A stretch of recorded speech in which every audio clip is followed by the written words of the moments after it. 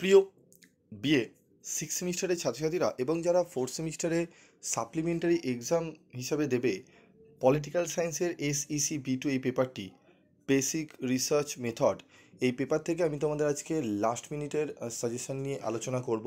একদম যে প্রশ্নগুলো স্টার মার্ক করে দেবো সেই প্রশ্নগুলো ভালো করে তোমরা যদি করো, সেই প্রশ্নগুলো করলেই তোমরা কিন্তু খুব ভালো তোমাদের পরীক্ষায় হবে। ঠিক আছে, তো কথা না বাড়িয়ে চলে আসবো আমরা মূল আলোচনায়। তার আগে একটু বলি, তোমাদের মডুল 1 এবং মডুল 2 দুটোই এই ভিডিওতে থাকছে। তো মডুল 1টি একবার দেখে নাও এবং তারপরেই আমরা মডুল 2 নিয়েও আলোচনা করব। এবং এই সাবজেক্টের কিন্তু স্টাডি মেটেরিয়াল তৈরি করা রয়েছে, তোমরা যারা সংগ্রহ করতে চাও স্ক্রিনে দেওয়া নাম্বারে যোগাযোগ করে নিও। তো দেখো, 15 নম্বরের প্রশ্ন মডুল 1 থেকে কী কী পড়বো। প্রথম যে প্রশ্নটি পড়বো, যে প্রশ্নমালা কত ধরনের হয়, সমীক্ষা গবেষণায় প্রশ্নমালার উপযোগিতা লেখো। এই প্রশ্নটি অত্যন্ত গুরুত্বপূর্ণ। গবেষণায় উপাত্ত সংগ্রহের ক্ষেত্রে সাক্ষাৎকার পদ্ধতিটির রূপ, প্রকারভেদ ও গুরুত্ব আলোচনা করো। এই প্রশ্নটি অত্যন্ত গুরুত্বপূর্ণ। ফোকাস গ্রুপ পদ্ধতিতে গবেষকের ভূমিকার ওপর একটি টিকা লেখো। এই প্রশ্নটিও অত্যন্ত গুরুত্বপূর্ণ। তারপর রয়েছে দেখো, কেস স্টাডির পদ্ধতির বিভিন্ন পর্যায়গুলি আলোচনা করো। এই 4টি প্রশ্ন খুব ভালো করে যদি তোমরা পড়ে নাও, উপরে যে 4টি প্রশ্ন রয়েছে 1, 2, 3, 4, এই 4টি প্রশ্ন যদি ভালো করে তোমরা রেডি করে নাও, এখান থেকে আশা করি তোমরা একটি 15 নম্বরের প্রশ্ন 100% কমন পেয়ে যাবে। তবুও যদি আরেকটা প্রশ্ন তোমরা পড়তে পারো তাহলে খুবই ভালো হয়। সেটি হচ্ছে 5 নম্বরের প্রশ্নটি এক্সট্রা হিসাবে, উদাহরণসহ সমীক্ষা গবেষণার সুবিধাগুলি আলোচনা করো। এই 5টি প্রশ্ন এই মডুল 1 থেকে তোমরা ভালো করে করে যাও, 15 নম্বরে 100% একদম পাবেই পাবে কমন। ঠিক আছে, তারপর চলে আসবো আমরা, আরেকটি প্রশ্ন রয়েছে, তোমরা এই প্রশ্নগুলো চাইলে দেখতে পারো। সমীক্ষা প্রশ্নমালার বিভিন্ন ধরন বর্ণনা করো, এই প্রশ্নটি রয়েছে।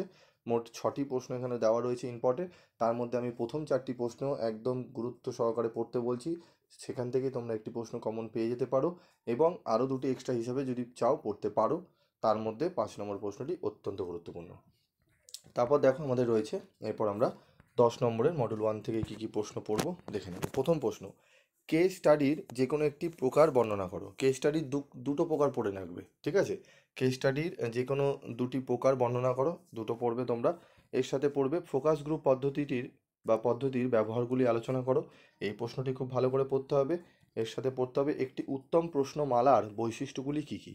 একটি উত্তম প্রশ্নমালার বৈশিষ্ট্যগুলি কী কী, এই 3টি প্রশ্ন অত্যন্ত গুরুত্ব সহকারে তোমাদের কিন্তু পড়ে নিতে হবে। ঠিক আছে, এই 3টে প্রশ্ন পড়বে। এর সাথে আরও দুটো প্রশ্ন বলছি, তবে এই 3টে প্রশ্ন আগে পড়বে। এই 3টে প্রশ্ন যেন কোনো কারণে যেন মিস না হয়। ঠিক আছে, এই 3টে প্রশ্ন পড়লে এর সাথে যেটি পড়বে, একজন ভালো সমীক্ষকের গুণগুলি কী কী।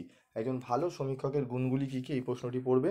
এর সাথে পড়বে অংশগ্রহণমূলক পর্যবেক্ষণের বিভিন্ন প্রকারগুলি কী কী। ঠিক আছে, টোটাল এখানে 4টে প্রশ্ন প্রথম পড়ে নিলে আশা করি আমি যে একটা 10 নম্বরে তোমরা কমন পেয়ে যাচ্ছ। ঠিক আছে, তার সাথে আরেকটি প্রশ্ন পারলে পড়ে যেতে পারো, এই 5 নম্বরের প্রশ্নটি। ঠিক আছে, প্রথম 5টি প্রশ্ন তোমরা পড়ে গেলেই আশা করি তোমাদের মোটামুটি 10 নম্বরে আর পড়ার দরকার পড়বে না। তবুও যদি এক্সট্রা পড়তে চাও, 6 নম্বরের প্রশ্নটি আমি তোমাদের জন্য রাখলাম। ঠিক আছে, চলো এরপর আমরা মডুল 2 থেকে আমরা দেখে নেব কী কী প্রশ্ন আমাদের পড়তে হবে।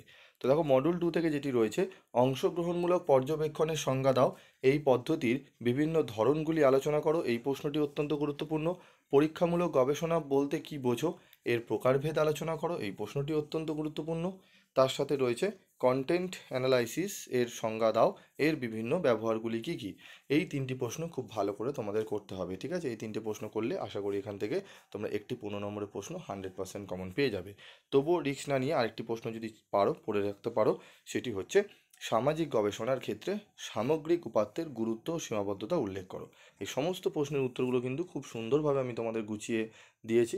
তোমরা যারা নিয়েছো তারা জানোই কতটা ভাবে আমি সুন্দরভাবে তোমাদের ছোট করে, এবং টেক্সট বই অনেক বড় থাকে, আদৌ এই বইয়ের অ্যাকচুয়ালি টেক্সট বই সেরকম পাওয়াও যায় না। পুরনো যে টেক্সট বইগুলো আমি লাইব্রেরি থেকে সংগ্রহ করে আমি সেগুলোকে বসে অ্যানালাইজ করে তোমাদের জন্য কিন্তু তৈরি করে দিয়েছি। আর এই সমস্ত পুরনো বই উত্তরগুলো লিখলে খুব ভালো নাম্বার তোমরা কিন্তু পাবে, কারণ অনেক টিচাররা রয়েছেন পুরনো যে বইগুলো রয়েছে সেগুলো কিন্তু তারা পড়ে এসছেন, এবং সেগুলো লিখলে তারা দেখলে সেই উত্তরগুলো আরও ভালো নাম্বার তোমাদের কিন্তু দেবেন। ঠিক আছে, তো এই কথাগুলো একটু মাথায় রাখবে। তারপর দেখো, বিষয়বস্তু বিশ্লেষণ পদ্ধতির সুবিধা অসুবিধাগুলি বর্ণনা করো। টোটাল 5টা প্রশ্ন, তার মধ্যে প্রথম 3টে প্রশ্ন অত্যন্ত গুরুত্বপূর্ণ। প্রথম 3টে প্রশ্ন খুব ভালো করে করতে হবে, তার সাথে 4 এবং 5 যদি পারো। তোমরা যদি বলো যে স্যার আমাদের এমন 4টে প্রশ্ন বেছে দিন সেগুলোই পড়বো, তাহলে তোমরা পড়বে 2, 3, 4, 5। 2, 3, 4, 5 এই 4টি প্রশ্ন খুব ভালো করে পড়বে, ঠিক আছে? বোঝাতে পারলাম? চলো তারপরে আমাদের চলে আসবো আমরা পরবর্তী প্রশ্নে, ঠিক আছে? এখানে দুটো 21-এ এসেছিলো, এই দুটো প্রশ্ন চাইলে তোমরা পড়ে রাখতে পারো, ঠিক আছে? ছোটো ছোটো অ্যান্সারই হবে, খুব একটা বড় অ্যান্সার হবে না, পড়ে রাখতে পারো। তারপর দেখো 10 মার্কস, মডেল 2 থেকে 10 মার্কসের কী প্রশ্ন পড়বো? প্রথমেই যেটি পড়বো, অংশগ্রহণমূলক পর্যবেক্ষণের অসুবিধাগুলি উল্লেখ করো। সুবিধা অসুবিধা দুটোই পড়ে রাখবে। সমষ্টি উপাত্তের উৎসগুলি বর্ণনা করো, এই প্রশ্নটি অত্যন্ত গুরুত্বপূর্ণ। এর সাথে রয়েছে সামগ্রিক উপাত্তের উপযোগিতা বর্ণনা করো, ঠিক আছে? এই 3টি প্রশ্ন, এবং তার সাথে রয়েছে পরীক্ষামূলক গবেষণার অর্থ ও বৈশিষ্ট্যগুলি আলোচনা করো। পরীক্ষামূলক গবেষণার অর্থ ও বৈশিষ্ট্যগুলি আলোচনা করো, ঠিক আছে? এই প্রশ্নগুলো, এই 4টি প্রশ্ন যে দেখছো, এই 4টি প্রশ্ন খুব ভালো করে তোমাদের করে নিতে হবে। এই প্রশ্নগুলো করলে আশা করি তোমরা অনেকটাই তোমরা কমন পেয়ে যাচ্ছ, ঠিক আছে? তো এই 4টি প্রশ্ন তোমরা পেয়ে গেলে আশা করি এখান থেকে 10 মার্কসের কোশ্চেন কমন পেয়ে যাবে। তো এরপর আরও দুটো প্রশ্ন আমি রেখেছি 21-এ, যেই দুটো প্রশ্ন এসছে, যেটি হচ্ছে এগ্রিগেট ডেটার উৎসগুলি বর্ণনা করো, সমীক্ষা গবেষণার সাক্ষাৎকার গ্রহণের বিভিন্ন পদ্ধতি সম্পর্কে আলোচনা করো, ঠিক আছে? এই প্রশ্নটি ভালো করে করবে।